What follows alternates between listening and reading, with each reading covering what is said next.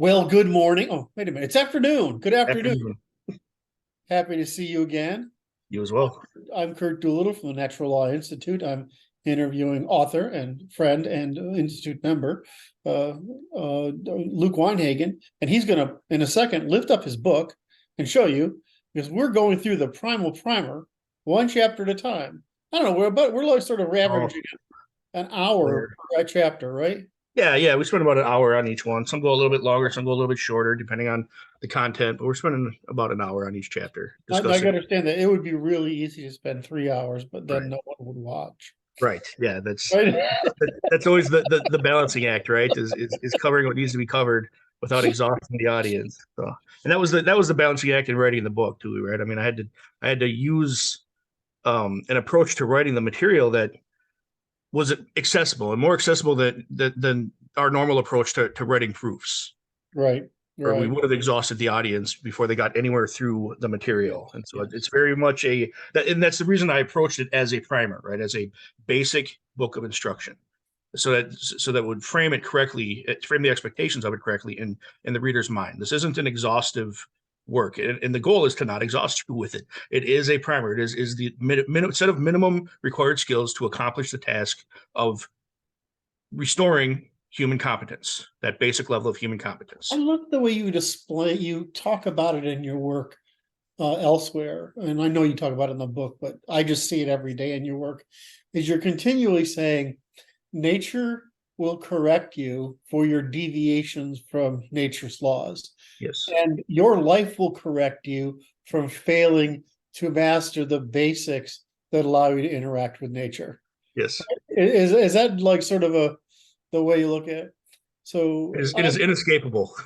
right, and this was I've gained a lot of appreciation working through these because I'm learning, right? I'm learning like your audience does, and Right. right? So we always think of there's basic physical fitness, and I always normally go to mindfulness, like which is psycho-emotional fitness. So mindfulness is the ability to say it doesn't matter, right? Or only this matters, or that's not a problem. It's self-regulation, right? So Right. that's regulating your intuition. But there's this piece in between that what you're trying to say is has to exist Right. because you need to train your body, right? Between you, basically you and your body, right? You need to train you and your body to interact with the world. That's what Yes. you're saying.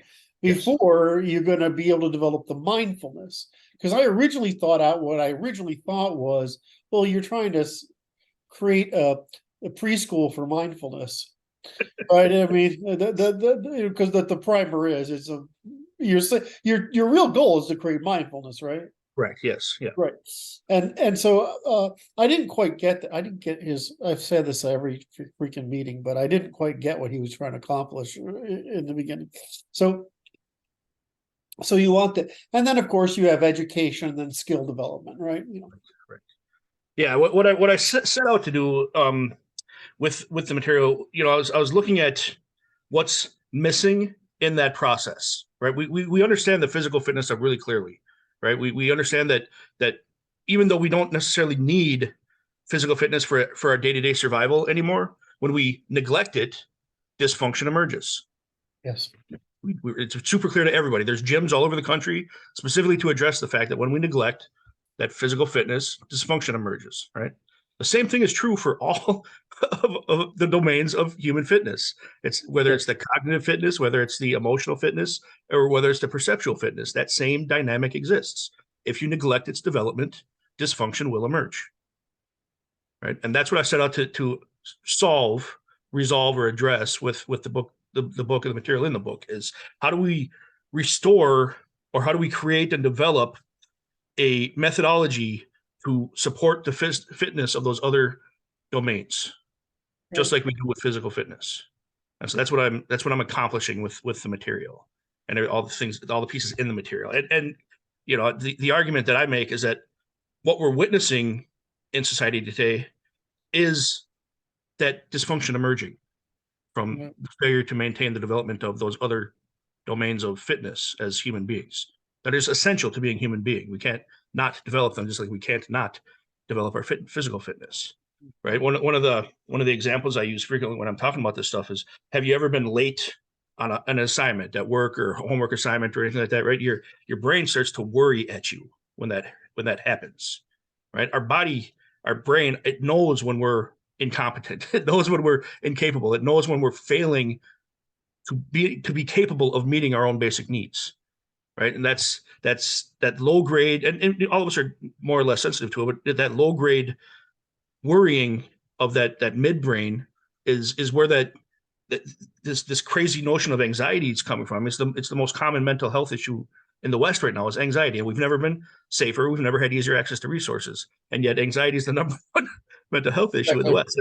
And what I'm arguing is that that's where that's coming from. Is that we no longer have the capacity to successfully navigate our own environments. We've abandoned developing that not only competence. do we have we lost, we've created political discord and social discord, marriage, family, and relationship discord, because we've taken all the standards away. So nobody knows how they vary from it. What you're saying is we don't even have the basic standard of correspondence with reality, or Yes. Right. So I'm doing work to try to make mindfulness even possible. right. You want us to get to where, yes, because you're saying you can't. Yeah, it's so obvious in retrospect, right?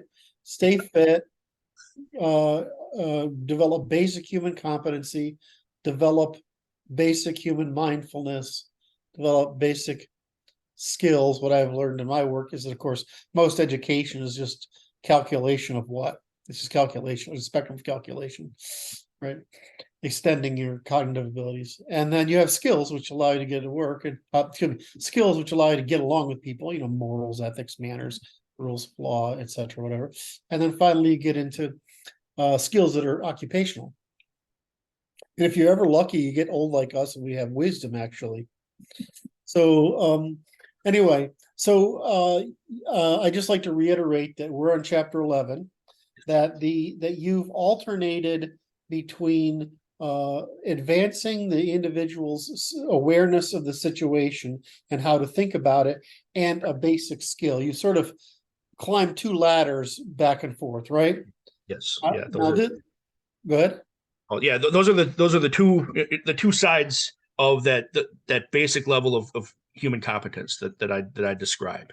And what it does is it represents the bottom two layers or levels of Maslow's hierarchy of needs, right? That's what I'm actually addressing here, is how to facilitate and be responsible for your own needs.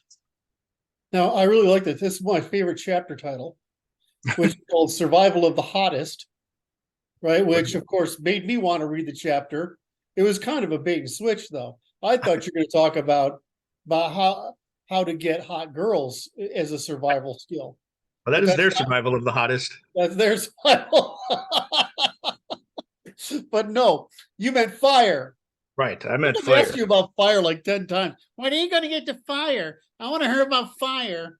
Fire.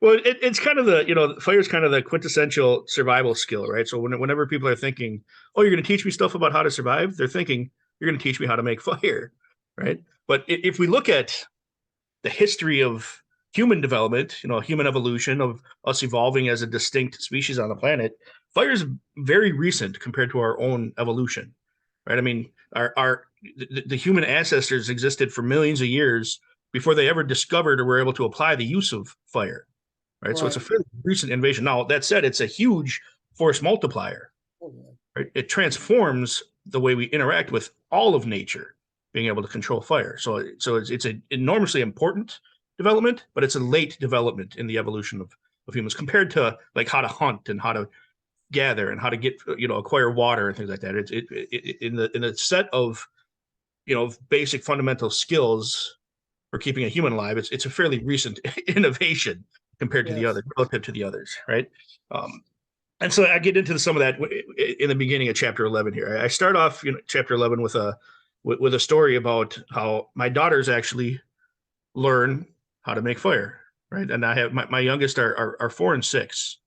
And these are girls that are already developing core human competence. These are girls that are already capable of making fire out of the resources available to them in nature. Not lighters, we're not playing with matches, but they know what to look for. They know how to set up a fire. They know how to prepare the materials for a fire. They know how to start the process of building the fire and creating the requirements that are needed to go into the fire, right? So that's what I want to share with people in this chapter. But to begin with, the reason I use the story of my kids being able to do it is because if my 6-year-old can develop this competence, anyone capable of reading this material can develop the competence to create fire, right? And so I just think that's important to keep in mind. I'm not talking about, you don't need a college education to rebuild human competence. You need to be human. You need to be a relatively healthy human, because you need to be able to move your body and think. You can't, if you can't leave a bed, you're not going to be able to practice this stuff. But you need to be a human, a functional human, to develop these competencies. That's what all this stuff emerged from, right? It's not the bar's not high. So help me. The first was cordage. Yeah. Then shelter, then water. So yeah, and basically what I did. So cordage, I threw in there because it's an easy thing to learn. So Yes. it gives the reader an early win, right? You can by the time you're done reading that chapter, you can make as much of your own rope as you need to make for anything you need to make it for, right? Really simple skill, really quick to pick up, and it works really well, right? So I threw that one in there early, and then I started that switch back and forth. But as far as the fieldcraft material, which is the addressing the actual provision of your needs, I went in the order of how fast it's going to kill you, right? So exposure is going to kill you the fastest. So we did shelter first. Then lack of water is going to kill you next fastest. So we did water. Then lack of food is going to kill you the fastest after that. So we did food after that. And now we're on fire, right? Because that's going to kill you slower than the other ones. So that's kind of the order I'm going in for the field craft skills, is how quickly the lack of that skill will kill you. How fast nature will provide consequence for you not knowing that skill. Right? It's kind of order. I'm building those in, because each one, once you get that first one in place, then you have time to do the next one. Once you get that next one in place, then you have time. You're buying yourself time to do the one afterwards in the series, in the sequence. So Well, I didn't make it a connection at the time, but if you've you know anything about building shelter, having cord, makes it a lot easier. yes, Build shelter. yeah. Yeah. Anyway, so this is fire. Um, uh, uh, is it really that uncommon that people know how to? This probably is, right? They all know how to use matches. Nobody knows how to make fire. Nobody knows how to make fire. Nobody knows how to make fire. We're talking about fractions of a percentage of the human population right now knows how to make fire out of their environment. Yeah, it's Weird. and the wild thing is, the crazy Thank you, thing. Boy Scouts. Yeah. Yeah, they even get we had it was different. You could do it with matches or out, without. Yeah. Right, when I was in Boy Scout. Okay. Yeah, and when I say that, what I mean is we a lot of us know how to use technology to create fire, but very few of us have the skill to create fire. Right. And that's what we're looking at specifically in the book here. And that's I think that's an important distinction, and it's relevant to this conversation. There's a difference between prepping and skill development. Prepping means you're accumulating the materials, the tools, and the resources on hand and storing them somewhere, right? Like you have the extra food, you have the extra water, you have the ferro rods and things like that to make fire and things like that. You're accumulating the tools that make all those things easier, that make all of these skills easier. But that doesn't mean you're developing any of the skills, right? So you're not in the process of preparing, you're not actually restoring or rebuilding or facilitating that foundation of core human competence. So even the expert prepper that has all these tools and knows how to use all these tools benefits from developing these competencies and restoring these competencies, right? Because let's say you store all your food in your garage, and the very first thing that happens when the world goes to hell is somebody burns your garage down. All that prep was for nothing. Yet once you have these skills, nobody can take them away from you. Right. It's a safety mechanism that you carry with you everywhere. The situational awareness and the fieldcraft stuff. It's a safety you carry with you no matter where you are. And that's just a matter of your ability to extrapolate from that foundation and apply it to whatever situation you find yourself in. Right. So your next statement is that I think you covered the first part. So your next statement is Making fire makes us human. Just fascinating. Yes.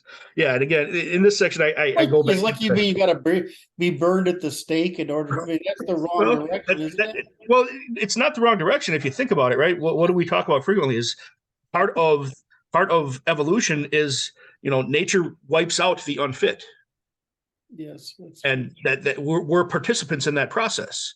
So when you have those individuals that are killing everybody around them, our role as representatives of nature is to eliminate them from our population, to eliminate the unfit, right? So, and we've used fire in that regard in the past. So yeah, it plays a role in there too. But yeah, so in this section, right, making fire makes makes us human. I go back into the fact that fire is relatively recent, but it's also very essential, right? Our ancient ancestors got along without fire, but that's all they did was just get along, right? I mean, they were hunters and gatherers, but they weren't converting one resource into another resource through the application of heat, right? They weren't transmuting resources yet. Huge savings in digestive Yes, calories. absolutely. Yeah, and that's another one of the points I make in there is that it expands the available sources of calories enormously by using fire, right? Right. Um, And if I'm just going to insert this just because yeah. it's fascinating, is that, largely what we've traded is digestive capacity for legs and brains. Yes. Yeah. Right? I Yeah. mean, that's really what we've done, right? So we are persistent runners. Yeah. Because we're persistence runners on two legs. We can breathe when we're running and nothing else can. And so we basically can make them run them until they're tired, right? Yep. Yeah, And and that nothing, was if you study it, that was what early hunting looked like, yeah, right? As you run, chase them till they run until drop. they fall over, then stick them with a pointy thing or Right. hit them with a What, rock. depending on what kind of research you're looking at too, that was how early mating occurred as well. So just run them till they drop. I'm joking. I was gonna say I don't think that's true, but I like that story. Just kidding. Oh, yeah. Different kind of hunting. I don't know. They chase you pretty well too, Uh, Um, so uh, also in this section, in this making firemen as human, I go into or I want to make the reader aware of the fact that fire making it by hand, it takes a lot of practice more than any of the other physical skills that we're developing out of the material here, out of the book. This is the one that takes the most practice. It's the one that's the hardest to learn. It's the highest bar as far as skill development in I the book. remember how tiring it was. Yeah, it's I hard I work. had no idea. Because you think as a kid you're going to sit down there, even if you do it with with The bow. the bow, you Yeah. think it's going to be like zing zing zing, and then you're going to Yep. get friction heat, and you Yeah. think that spark is going to last long enough to light whatever you've got around. Right. It doesn't work that well at all. No, it does not work that well at all. No, it's hard work and it burns a lot of energy. So it's an actual commitment that you have to, or it's an actual calculation you have to make when you're looking at, what situation am I in, and do I have the energy to burn to make fire, and will I benefit enough from the making of fire where it's worth doing? Right now, we mitigate that by practice. Right, all of the material in the book needs to be practiced in order for it to become useful to you. Right, but this one, it's unavoidable. This one, it has no use to you if you're not willing to practice the skill set of making fire, right? Because that's where you gain efficiencies, is when you get proficient with how to do the process, how to do the methodology in fire making. Then you're burning less resources to make the fire than you would if you didn't practice, right? So it makes a significant difference, right? Again, you don't have to become a master at this, but you need to be develop. You need to practice skill enough to become proficient. And this one, just like the other ones, right? So it takes some dedicated effort to build the skill of making fire by hand, right? So it's a big one, and I just find that this one, it's a good time to remind the reader that that's true for all of the skills in the book. That in order to extract the most benefit out of reacquiring these abandoned skills, you need to put them into practice enough so that your brain knows you can do them. So I expect in our what do you call it, in our preparation for the chat here, you made more of an emphasis on that, and I think that we didn't make it in the beginning introduction. So I think you should take that opportunity to explain a little bit more how this isn't, you need to practice. Yeah, yeah. And we talked about it a little bit. I mean, when you don't have a skill that your body needs you to have, or your brain needs you to have, you're there's consequences of that. Dysfunctions start to emerge out of that condition, of incompetence, out of that condition of lack of competence, not even incompetence, but just lack of competence, right? Just like we need the physical capacity, you need to be able to, for all of those basic level needs, that those physiological needs, the food, water, shelter, the safeties, the security. If you can't do those things, your midbrain is going to be constantly working at you, trying to remind you, trying to drop that drip of anxiety is going to always be there, right? Trying to tell you that there's something missing from you as a human right now. There's So something you're trying to say is you have to do these things enough that they suppress that. Yes. Like you have to develop. Basically, what you're saying is, it's like when I was a kid, they made us do the gymnastics Yeah. on the bars. You have to actually do it enough that you have confidence that you can do it without thinking too hard about it. Yes. Absolutely. Yeah. Absolutely. It has to become integrated into you, right? And that used to come just from daily life exposure, right? Because we were doing these things all the time, just like we didn't have to have gyms thousands of years ago because we were physical all day every Yes, day, yes, yes. right? We were building these competencies just by existing previously, but now we've developed technologies and buffers to the point where we no longer are exposed to those pressures. We're no longer exposed to nature saying you have to do this, you have to do this, you have to do this. So we have to reintroduce it intentionally.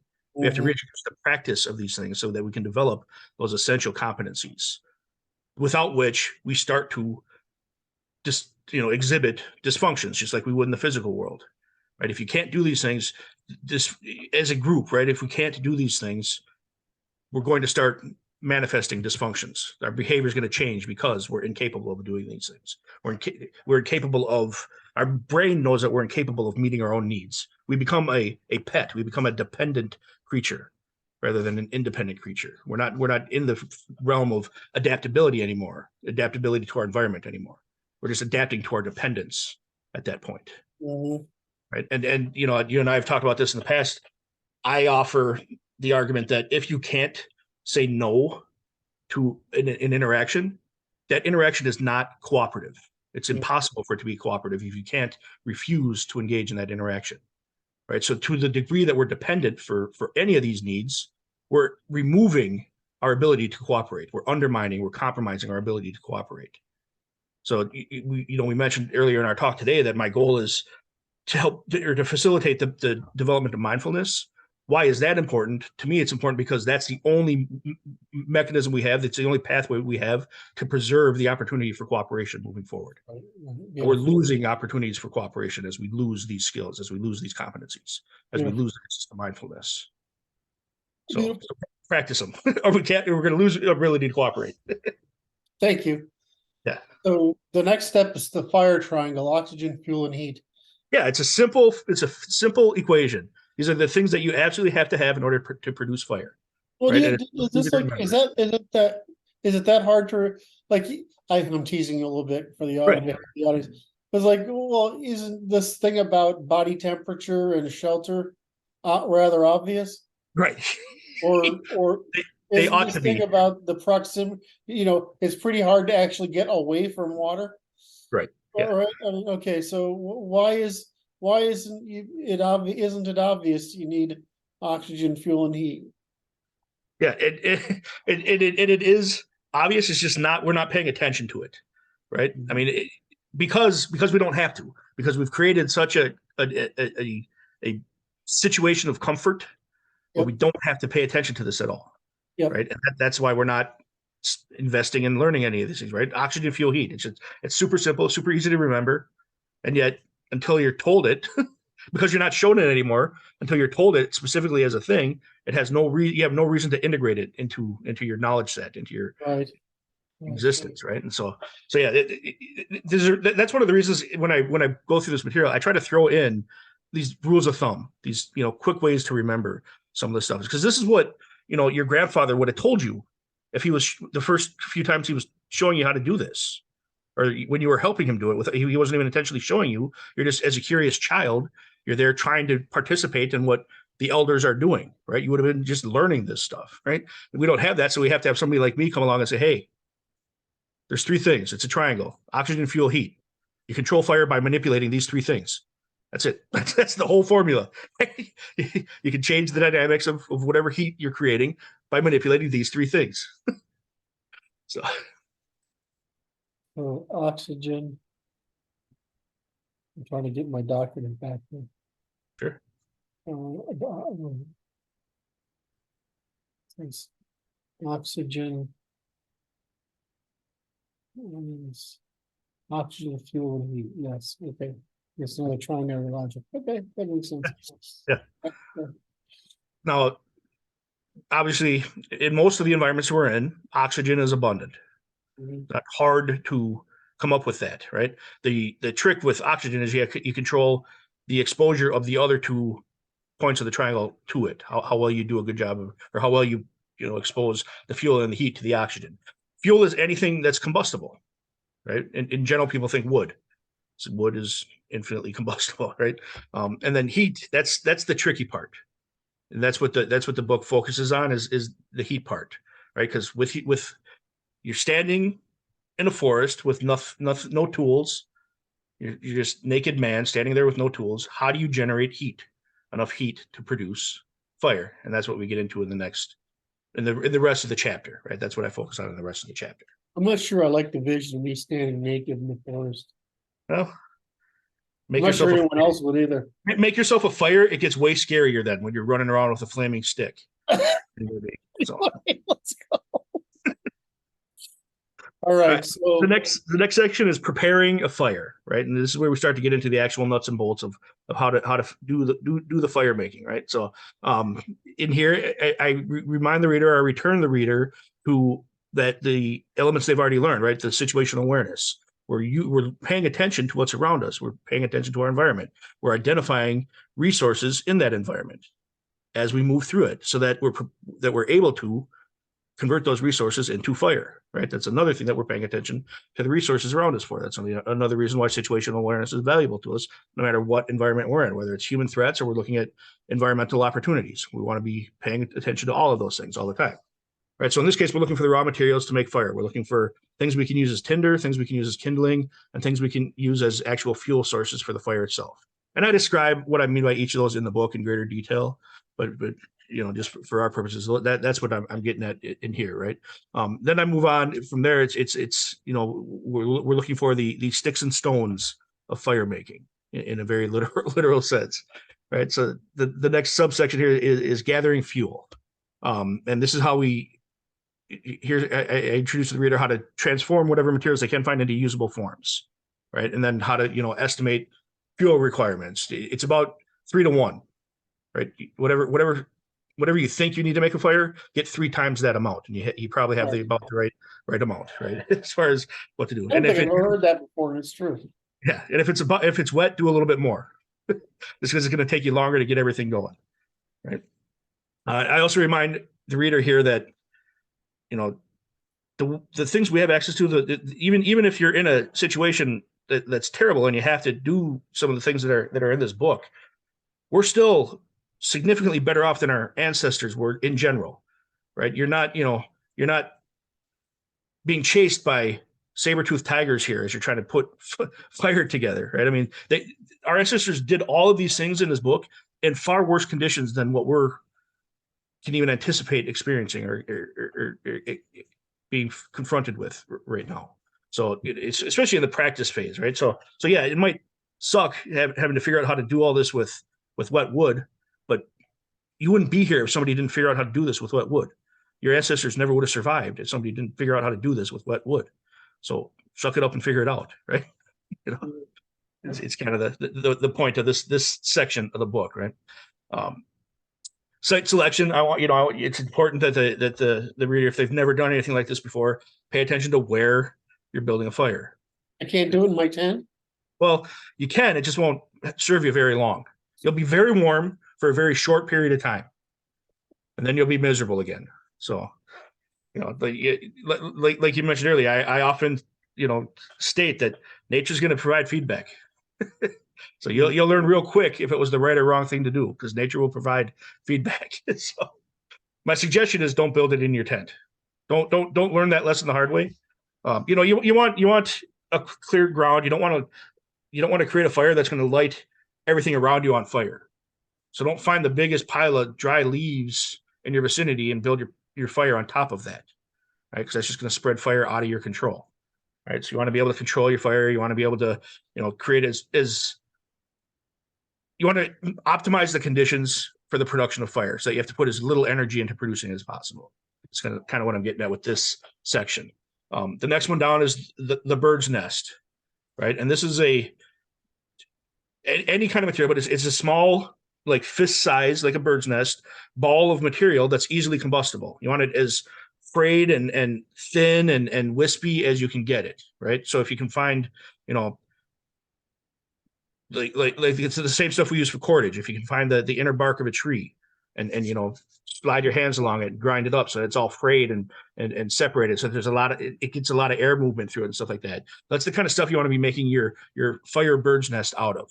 This is what's going to catch the ember you produce when you're creating friction using the methods of friction producing that we're going to go over later in the book. So before you even start the process with, you know, your fire bowl or your hand drill or anything like that, you want to have a bird's nest available, because like you said, the ember you produce, it's not going to live very long, and so you want this stuff ready to go the minute that ember catches, so that you can get onto the next step. What's that? And it can be really disappointing. Yeah, disappointing, frustrating. It can really, you know, it's like getting the wind knocked out of you in this process, especially if you feel like you have to do it. Man, it can really throw you off. The next section, right? And this is all stuff that you want to do before you start to try to make the fire, right? So the next one is the stack and flow. And in this section, I walk the reader about how to control fire using airflow, right? That oxygen piece of the triangle, right? So how you arrange your fuel and your tinder and your kindling, it's going to impact how easy that fire catches and how that fire burns and what that fire gets used for, right? The different ways you stack your fire produce different types of heat, right? They consume resources in different ways. So it's important to at least understand a little bit of how that works when you're thinking about how to build your fire. So then I go into a couple examples of that, like the TP stack method, right? Which is exactly what you think of. It's that traditional campfire, you know, rounded, you know, cone shape stack of fire fuel, right? And, you know, I want the reader to know that there's different attributes of these methods, right? So like the TP stack method, you're going to get great light and heat out of it, right? But it's going to burn fast. Sorry, I didn't put on do not disturb. Go ahead. Now I have. Right. So the TP stack method, it's good light, good heat, but it burns fast. You're going to go through your fuel very quickly using that method. But if you need light, it's a great method to use, right? If one of your goals in building fire is to provide light for whatever else you're doing, then the TP stack method is a good one. The other one that I specifically offer here is the parallel log method, right? And this is where you're instead of stacking them up in the cone shape, you're laying the logs across each other, right? Like the stack of wood you see at the lumber store, right? You're building a stack like that, right? That's going to provide very low light. It's going to provide good heat, but it's going to burn a lot slower. So it's going to it's going to extend your resources out a little bit longer using that stack method. The parallel log method is going to produce more coals rather than flames. But the TP stack method is going to produce more flames rather than coals. So like the parallel log method is good for cooking on, because you can put your cooking, you know, utensils right on the coals to heat them up, right, instead of in the flames. So those are a couple. Those are kind of at the ends of the spectrum of how to stack your fuel for fire, right? And then you can mix and match in between there to accomplish whatever you're trying to accomplish. So now once we've picked our site, we've got our bird's nest ready to catch our ember, we've stacked our logs, we're all ready to go as far as the fire itself. Now, how do we address that third point to the pyramid, right? We've got our oxygen set up with our stacking, we've got our fuel sources set up with our stacking. Now we have to generate the heat, right? And that's what I get into the next section, which is friction. Building fire by hand is a exercise in friction, right? It's a exercise in frustration, but it's also its primary goal is an exercise in friction. There's right? more friction when things are dry. Exactly. There's more things when friction. So there's two big enemies of the kind of friction we're trying to create here. And the big enemies are moisture and resin. Ooh, resin. That's right. Right. And those are the two biggest enemies of fire protection. And I'll talk about more as we go through this, but just to keep in mind, just so it comes up a couple times here for the listener, for the audience, moisture and resin are your enemies when you're trying to make a friction fire, friction heat, right? Okay. So in the effort or the development of creating friction, I go through two different methodologies, right? The first one is the hand drill. And this is the actual what people think of when they say rubbing two sticks together. You're not actually taking two sticks and rubbing them together, but you're taking two pieces of wood and using friction to create heat or generate heat out of those two pieces of wood, right?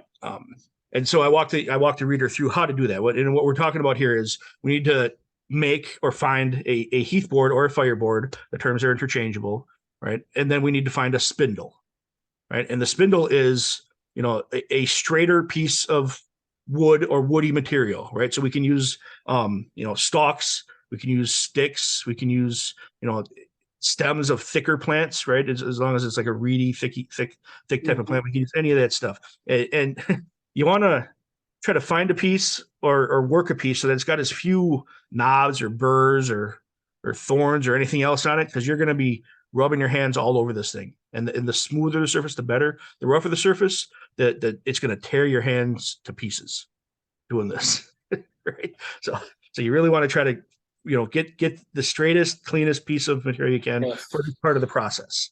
And it doesn't have to be real long. The length of your forearm is more than adequate for most materials, right? And ideally, the spindle is not a super hard material, semi-soft, but it needs to be sturdy enough so that you can work it, right? And then again, here, no resin. You don't want to see resin coming out of the material. So if you cut it and it's bleeding, it's probably not a great source of material to use in making fire, right? The resin, it'll cook under the heat, it'll harden under the heat produced by friction, but it won't produce the embers required to ignite to ignite the tinder that you're using, right? So it'll crystallize as it heats up. The resin will, right, which defeats the purpose of introducing more and more friction in the process. That's why we don't want material that has a lot of resin in it. As far as the hearth board or the fire board, this you want to be the softer of your two pieces, right? Ideally, you should be able to make an indentation with your fingernail or thumbnail in the hearth board or the fire board, right? You want it to be that soft, okay? Because the way this works, you're going to create a notch in the fireboard, right? That's what the spindle is going to sit in, right? That notch is also going to collect the dust that you're producing as you're rubbing the two pieces together, right? So you're actually rubbing off tiny little particles of material from the soft fire hearthboard, and the friction is introducing heat to those tiny particles that you're rubbing off in that process. So you want a little notch there that's collecting the particles, and so the heat keeps developing and building and developing and building in those particles until they ignite as an ember. And that's how the whole process works, right? That's, we say we're just turning friction into heat, but the ember itself is coming from the material that you're using in your spindle and your fireboard. That's why you want a soft piece of wood for that hearthboard, so that it can slough off that material, right? So that's the important parts there, right? So after I walk the reader through what is a good candidate for a spindle, what is a good candidate for a hearthboard, then I get into the actual step-by-step instructions on how to use the hand drill. And I go truly in the book, I go step by step through the entire process, right? And just follow the steps and do the practice. And you'll be surprised. You'll get practice, because it takes a lot. Yeah, and you'll be surprised how quickly you get out of breath doing this. I mean, it is energy intensive process getting this thing going. You're converting your energy into fire energy. That's what you're doing in this process, right? If you're creating fire by hand, you're not making the energy of flame out of the ether. You're converting your energy into fire energy in this process. And so you got to be prepared for that, and you got to build up the stamina to do that through practice. So. And again, this is where your hands get raw. And, you're dealing with woods and materials like that, you're bound to get splinters and you're bound to get cuts and scrapes and things like that. I recommend when I'm teaching this to people, I recommend you do it without gloves because you don't know if you're going to have your gloves when you need this skill, and you don't want it to, you don't want it to be a shock to your hands the first time you're doing it. Because that's, again, you're losing efficiency if you're unprepared for doing the process. So, develop, get your skin a little tough in this process as well, right? So you don't want to, you want to optimize the chance of the fire making to be successful, but you also want to optimize your skill development in the process of making fire, right? Yeah. So that's the hand drill, and again, there's full step-by-step details in the book itself. The other one I go over is the bow drill, or the spin it exercise, right? Because it's like this is very much the same as if you ever saw one of those child's tops with the string that you pull, right? It's that same concept we're applying here in the bow drill. It's that same mechanisms at play here. The other cool thing about the bow drill is it incorporates the cordage you already learned how to make. So here's a great application of where that cordage comes in really handy, becomes a force multiplier for you. It's like you're multiplying a force multiplier by having both of these skill sets, the cordage and the fire making, right? So it's great. I love it when tools pile up like that and make us more efficient, right? So the reason they call it a bow drill is because you're going to make a bow, similar in design to one you'd use if you were doing archery, right? It's the same kind of thing. Now, in this case, you don't want the string, the cord, to be as taut as it would be in an archery bow and arrow, because you're going to be wrapping it around to create the friction around the spindle, or create the motion around the spindle.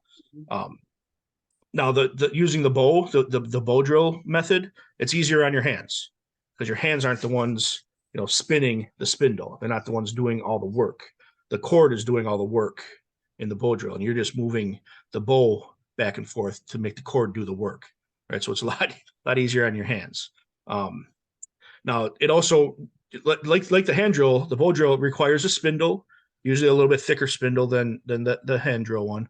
It requires the hearth board or the fireboard, same as that, but it also requires a bearing block, right? And that's what I get into the next area here, because I jokingly, when we started, I talked about sticks and stones is what you're looking for to make fire, and this is why. If you're going to do the bow drill, stones can make a good bearing block, right? And all the bearing block is it's something on the top of the spindle to hold the spindle in place, right? So that as it rotates, it stays in position, right? So that it's something you can apply downward force on, so that you're creating friction through the whole process.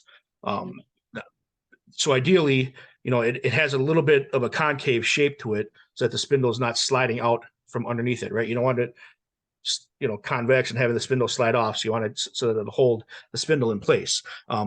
We were taught to use wood back then. And what's the difference? Well, the reason I look for, basically, you want a harder material than whatever your hearthboard is, right? So wood is fine as long as it's harder than that. Because what we want to do is we want to minimize the amount of friction that's being applied to the bearing block, because all that's doing is taking away from the amount of friction you can apply to the hearthstone, right? Using the same amount of energy, right? So all we're trying to, that's why I like to find stone if I can, because that's going to be the least amount of friction going into the bearing block, which maximizes the friction into the hearthstone with each stroke of the bow, right? So absolutely, one of the things I talk about in this section is it doesn't have to be rock. You can, anything that's hard, basically anything that's hard that you can notch enough so that the spindle will sit in place into is all you're looking for here.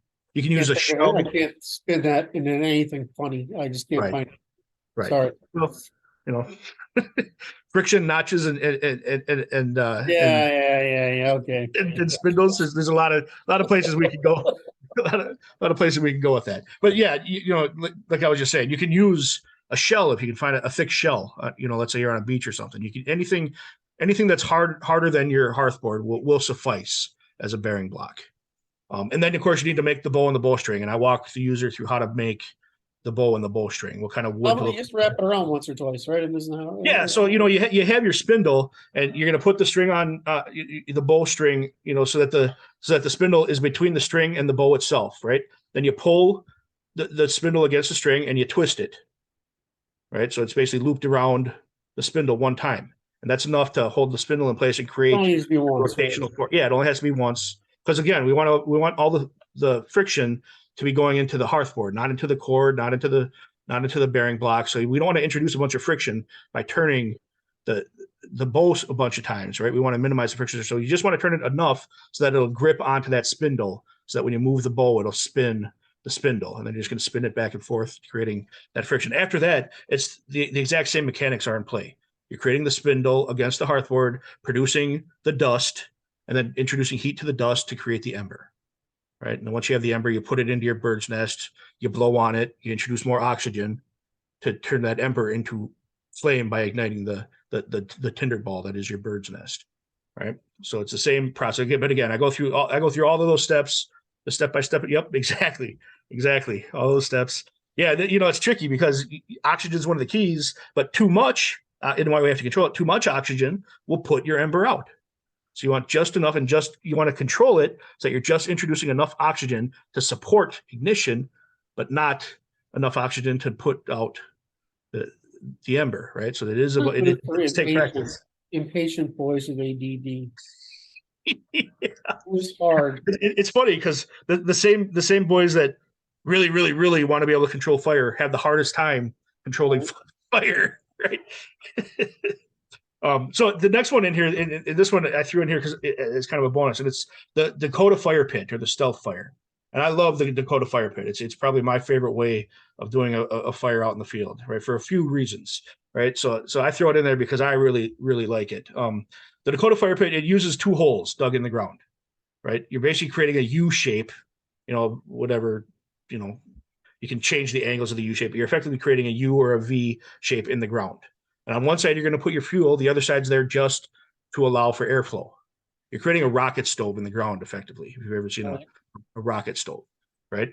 And what that does is it really optimizes and allows you to have a very good control over the airflow moving through your fuel, right? And that does a few things for you. It produces very high heat, right? Because you're creating that vortex effect inside the heat chamber, right? And so the heat's amplifying itself as it spins and vortexes in that heat chamber, and it's very fuel efficient. So you're getting more out of the resources that you're using in the fire, right? So those are 2 of the reasons I like the Dakota fire. Now you're not going to get a lot of light out of it because the fire itself is below ground, right? So you're just getting the light that's coming out of the hole, right? So yeah, that's one of the reasons I like the Dakota fire, is because it's a very low profile fire. So if you're trying to not be noticed, and it's a good habit to just be in, unless you're in a, you need a rescue situation. But in general, it's a good habit to develop, to just not be noticed or to minimize your exposure. It's a great, one to start using and to start playing with, because it's a low profile fire. In addition to it being a low profile fire where the fire is burning, you can cover it up really easily afterwards. You put the dirt back in the hole, you put the grass plug or whatever you pulled off to dig your holes back in to the spot, and it's like you were never even there. So it's a very low impact, low footprint fire as well, right? So there's a lot of reasons I like the Dakota fire pit, or the stealth fire, right?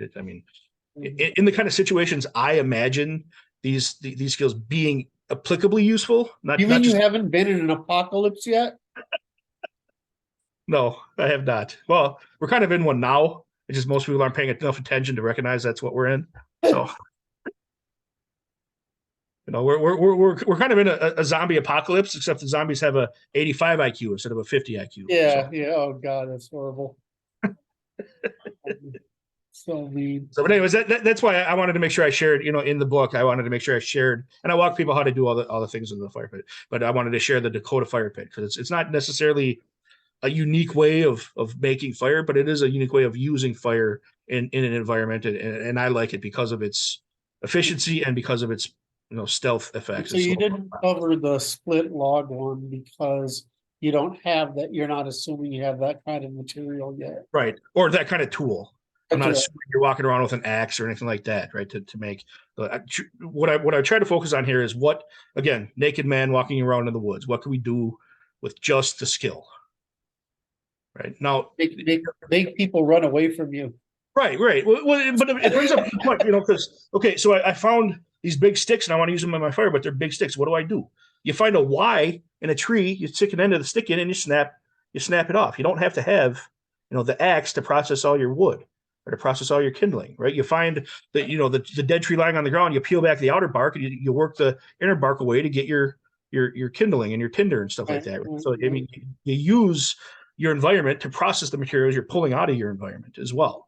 Right. So you want to be looking for all of those things as well. So, and I'm not opposed to tools. I think, when we talk about making cordage and stuff like that too, pick up a rock and smash the things you find to get the threads out. Right. You don't have to have advanced tools to be a human tool user. Right. I mean, we're talking about stuff that chimpanzees can do. So do it. Use those things. Better than us in many cases. Right. Right. All right, so what does nothing without fire mean? Nothing without fire. So, and we spoke about this a little bit earlier, but one of the biggest benefits human derived from fire is greater access to calories, right? And we cover that, I think, pretty well. We can cook things and eat things that we couldn't eat without cooking, and that's a huge game changer for humans, right?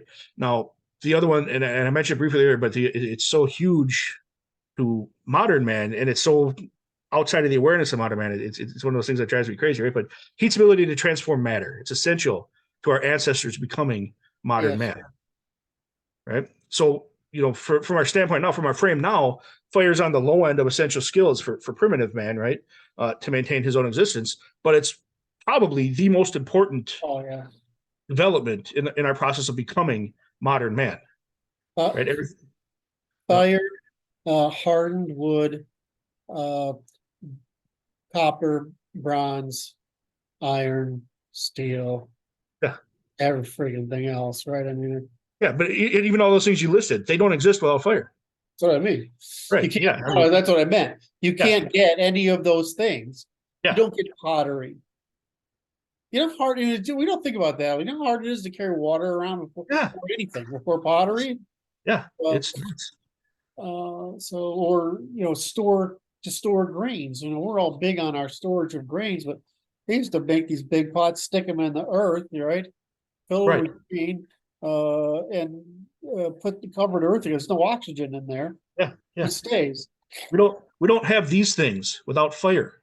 Yeah, you don't have anything without fire. Right. So, whether we're talking about cooking or sterilizing or smelting or forging or hardening or fusing, right? Any of these processes requires fire, requires heat source. And if it's not a fire heat source, it's a heat source made possible using materials that emerged out of a fire heat source. Where would the world be without burning witches? Right? Yeah, I mean, burning in general, we wouldn't have the comfort we have now without fire. And ironically, if we keep forgetting how to make fire, we're not going to have the world we have now. Yeah. So, we want to think that we're somehow separate from ancestor man. That was still Homo sapiens sapien. We want to presume that we're different from them. We're not. We are our ancestors. We require the same things that our ancestors required. And we require the same pressures that our ancestors required in order to fully develop. I cover a lot in genetics, how it's the same principle. You're what you're talking about is a similar principle to what I talk about genetics. Is one of the things that's beautiful about genetics is that, at least in humans, we have a lot of this information in there that we don't know what it does. Right. It doesn't mean it can't come back. Right. So one of the things that's good about genetics is that you actually can fall back in some cases. Well, it's the same thing with technology. You can fall back, right? But what you're saying is, when you know you can fall back, it actually gives you agency so you can move forward again. Yes. Yeah. I would actually suggest that the better you're capable of falling back, the less likely you're ever going to have to. Mm-hmm. One of the pieces I got in trouble for talking about this too much in the 3-letter people, but so it's like, if we lost electricity in the United States for about 6 months, we wouldn't actually be able to get it back. Right. Other countries might be able to do it, but I mean, you lose it, you actually can't get it back. It's like that don't know which group he's out of. He's, government officials. This whole solar flare thing, because it's like, it sounds like science fiction, but I've actually done the work here on what this means. They're like, you have no idea. This is like the worst thing that we talk about nuclear war. That's nothing. Right. Right. We get a good flare in here, and there's no way to build civilization. We'd need to invent the tools all over again to make the tools. Right. Yeah. It's crazy. Make Yeah. the tool, to make the tool, to make the tool, to make the tool, to make the tool, to make the tool, to make the tools, to make the tools, to make the tools, to make the tools. It's like that. It's like, sorry, I just want to clear, because the most complicated thing we have, the tool we have today, is the thing that does the laser that makes chips with lasers. That thing is I mean, if you start studying what it's like, I mean, it's down there in the single atom range in some places, right? Right. This is absurd, right? They've even got algorithms to tune it so that wave interactions produce, I mean, it's insane. Nobody else can produce it except, of course, the Dutch, right? Nobody else can produce the stupid thing. It's too complicated. Yeah, how many technologies are behind that thing? It's insane. Yeah. Yeah, and that's that's a hugely relevant point to the discussion of all this material, right? We're not paying attention to that chain of development, right, in the technology around us, and we're not paying attention to that chain of development in ourselves. And so, like you said, if we lost it today, we couldn't reintroduce it. We don't have the chain in place anymore. The first example of this in economics they teach you is iPencil. Yes. Right, which is nobody actually knows how to make a pencil. Right. Right. No single person knows how to make a pencil. That's a pretty simple thing, and no single person knows how to make a pencil. Yeah. And my second one was iHamburger, which I thought was even better, which is that because it's got grains and sesame seeds and beef and lettuce and tomato and pickles and the different sauces and stuff. It turns out that you can't make that without long distance transport. You can't actually do it. And so if you were a single person, like or on a farm or self-sufficient, you can't make a hamburger. I mean, it's just basically impossible because of timing and all this other shit. So anyway, cheese and whatever. I mean, it's an exaggeration, but it was the point is that we take complexity. I mean, it doesn't take a lot of complexity like a hamburger to make it impossible for you as an individual to perform all the inputs to produce the products that go into it. Right. Exactly. Yeah. Yeah. It's just, I see us in losing those things. I see us becoming something less than human. Yes. In losing these skills, I see us becoming something less than human. There's a children's movie that I've watched with my kids a couple of times. It's that Wall-E. I don't know if you've seen that one. Oh yeah, I love it. Film. All the people in there, they're floating around on hover chairs, and they're all gigantic and right. They don't know how to do anything. They can't walk because their bones have atrophied. Yeah, the captain of the ship doesn't know how to do anything. That's not a human being anymore, and that's the direction we've got ourselves pointed in, right? And we don't have to lose being human if we can maintain this foundation of being human. What do you mean? Okay, so let's play this philosophy. Yeah. So what does that mean, being human? Because you mean what I think? Because what I think you mean is being self-determined by self-determined. Yes. Yeah, that is what I mean. Okay, you can't be self-determined by self-determined means. You're the dependent and victim by everybody. Right. And you feel incredibly secure because all these safeties are around you, but you take for granted that those safeties are built on a hierarchy of complex dependencies by people who actually don't know any more than a tiny part of the phenomenon that produces the output you're dependent upon. Yeah. Like, I mean, I know how to make gasoline. Right. It's actually not that. You need to work at it. Right. Yeah. And it's work because it's basically that you need the tanks and the fuel and all this other shit, right? But I mean, I know how to make gasoline. It's not like it's not. I'm not saying I would make it well, right? But I don't know how to make fuel oil and gas. But you could get to the point of making it well if you had to. Right. So. But I mean, that's really low level. That's like saying I know how to make iron. Well, I mean, I know how to gather iron. I Right. know how to, play the dirty game of you've got to basically reduce it 3 times, right? Right. Right. And then you need, if you want to make it into steel so it's actually useful, you got to deal with the oxygen thing, which we were bringing up, because it's the same problem, right? I mean, in order to make steel, you've got to get crucible, right? You got to get really high temperatures and get the carbon mixed in there. So it's got to be relatively pure. And so, I know how to make these things, but those things sound complicated to the average person. They're actually not. You want to complicate the stupid shit we're working on right now.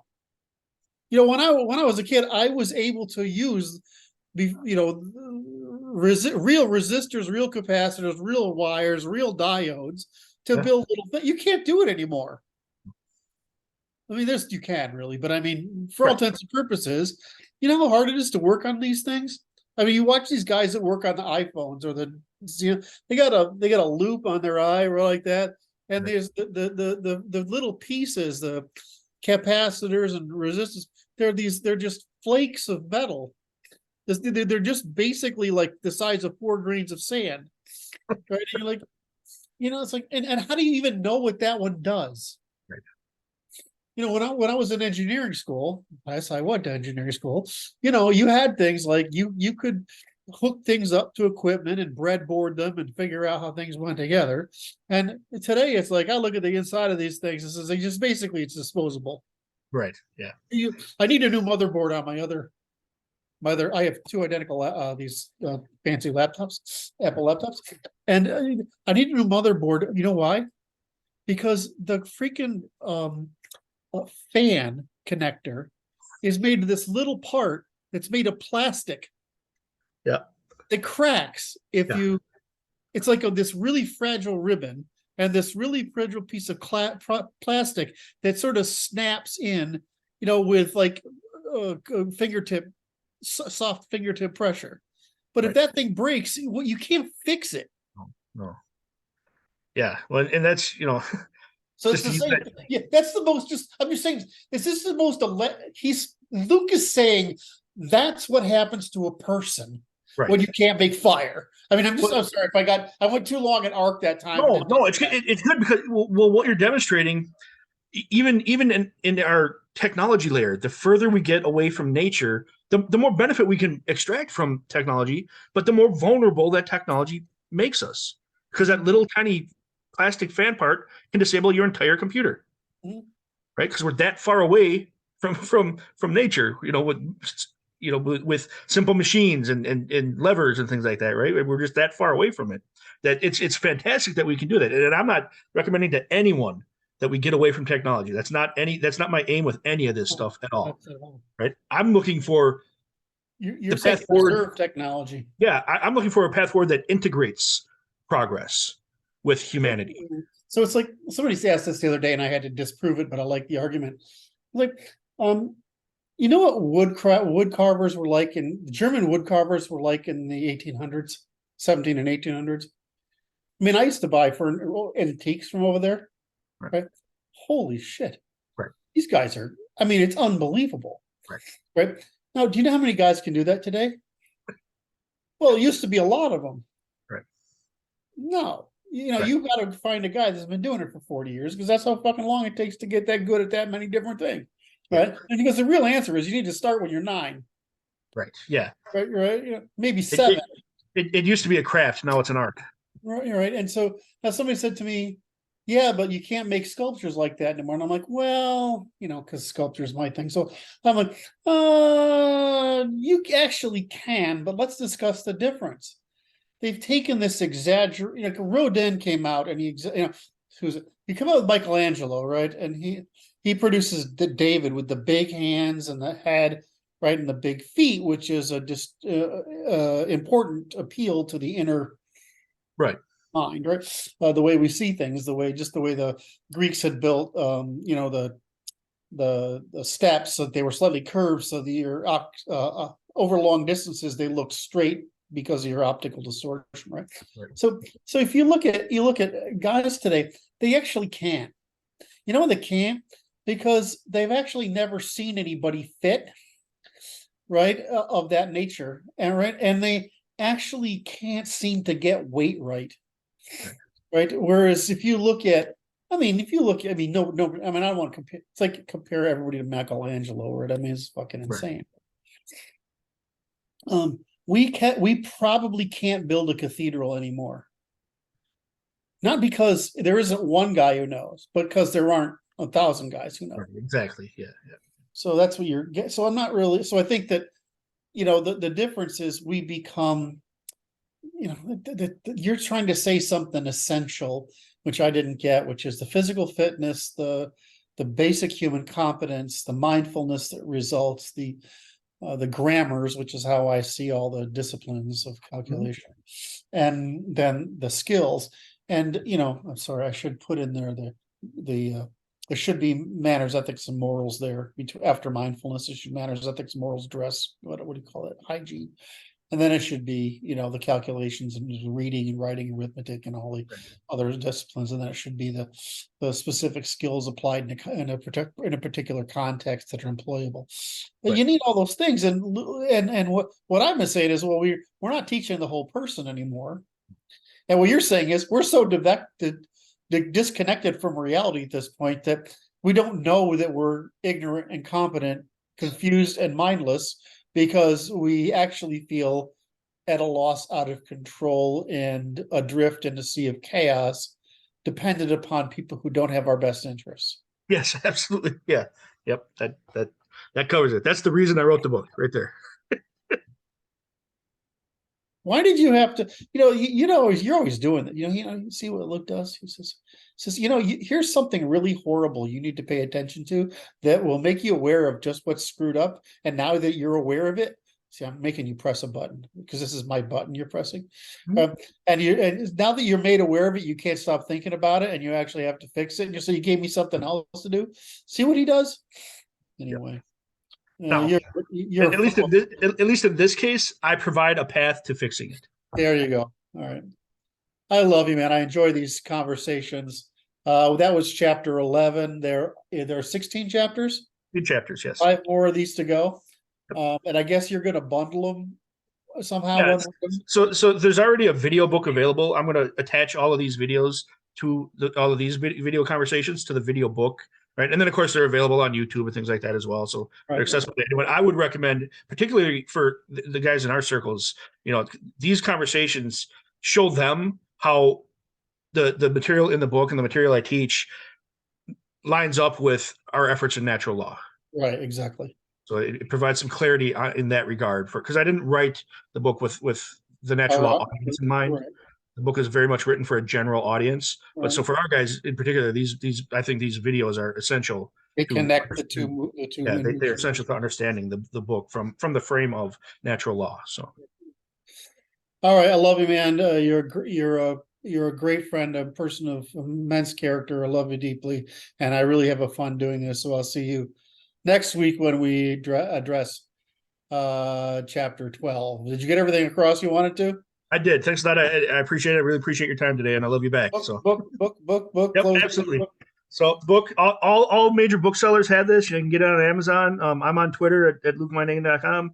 If you find the Natural Law Institute, you can find me as well. We're all working together there. So just seek us out. If you have questions, shoot me a message. I'm available. So.